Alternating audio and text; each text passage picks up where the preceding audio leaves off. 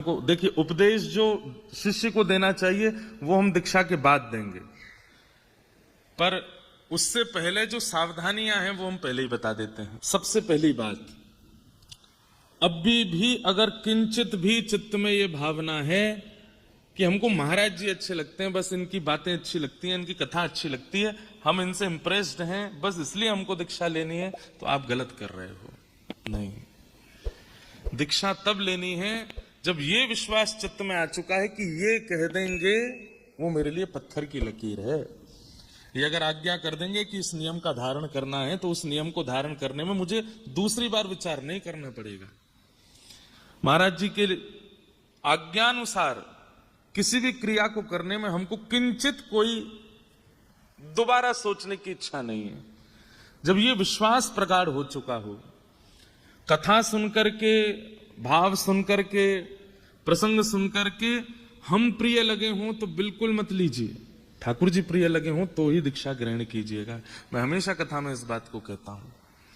आचार्य की वाणी सुनकर के आचार्य प्रिय लगना चाहिए, ठीक है, उसके प्रति प्रीत्व का भाव होता है, लेकिन उससे अधिक ठाकुर जी प्रिय लगने चाहिए, तभी आप दीक्षा ग्रहण करने के अधिकारी हो।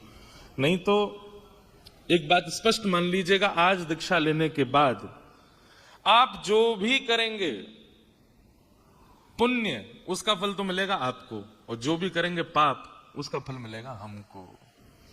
कभी अगर हमारे सिर में दर्द हो रहा हो, कभी हमारे कुछ शरीर में दिक्कत हो जाए, तो समझ जाइएगा हमारे किसी गुरु भाई ने कुछ किया है, तभी इनकी अस्वस्थता आ रही है। तो इसलिए बहुत दायित्व वाली, ये कहने वाली बात, अब लोग बाग इतने सब जगह से कह रहे हैं, बोले 7 लाख रजिस्ट्रेशन। मैं तो उस समय चक्कर खा के गिर गया। मैंने कि 7 लाख में से 1 लाख ने भी अनुचित किया तो मेरा क्या होगा। तो वो तो एक बात है। अभी भी जितने लोग बाहर खड़े हैं वो थोड़ी देर तो सुन लो भैया, फिर चले जाना। हाँ, दीक्षा के क्रम फिर वो जो यहाँ विराजमान है, क्योंकि अत्यंत गोपनीय रहस्य है, उसको ज्यादा प्रकाशित उद्घाटित नहीं करना है। तो लोग बागों में ये चर्चा होने लगी, इतने लोगों के रजिस्ट्रेशन हुए। पहली बात तो कई जगह ऐसी अफवाह भी हुई कि सब लोगों से पैसे लेके रजिस्ट्रेशन कर रहे हैं। ऐसा बिल्कुल नहीं, आप सब तो जानते हैं फ्री रजिस्ट्रेशन है। रजिस्ट्रेशन करने का कारण इसीलिए था क्योंकि मुझे कहीं ना कहीं अंदेशा था कि संख्या बहुत हो जाएगी, और रजिस्ट्रेशन एक प्रक्रिया है। हम मानवों का स्वभाव है कि हम प्रक्रिया से करने वाली चीजों में थोड़े आलसी हैं। सहज अगर हम बोल दें कि सीधे फोगला आश्रम आ जाओ, आके दीक्षा ले जाओ, तो यहाँ इतनी भीड़ होती कि तन रखने की जगह नहीं। इसलिए हमने एक प्रक्रिया बनाई कि चलो थोड़ा आदमी को आरकस आएगा, आलस आएगा, तो जिसके मन में भाव नहीं है वो करेगा ही नहीं। तब जाके 7 लाख रजिस्ट्रेशन हुए। तो सोचो अगर हम वैसी खुली छूट देते तो क्या हालत होती। और मैं एक बात बहुत स्पष्टता से जानता हूं, इनमें से 40-45% लोग केवल प्रभाव देख करके करना चाह रहे हैं।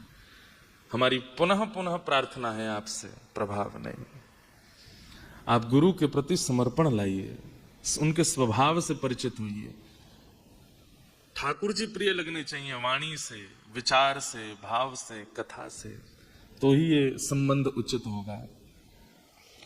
तो उनमें से कुछ लोगों को चुना गया है। अभी ऐसा रखा गया है कि रजिस्ट्रेशन तो 2500 लोगों को हमने आमंत्रित यहाँ किया है। उसके बाद भी बहुत सारे बालक हैं, बहुत सारे युवा हैं, वो चाहते हैं, तो फिर सुबह सुबह यहाँ ऑफलाइन रजिस्ट्रेशन भी हो रहा है। संख्या भैया देखो, हमारे श्री वैष्णव संप्रदाय में ऐसा नहीं हम मंच से दीक्षा दे दें सबकी हो गई।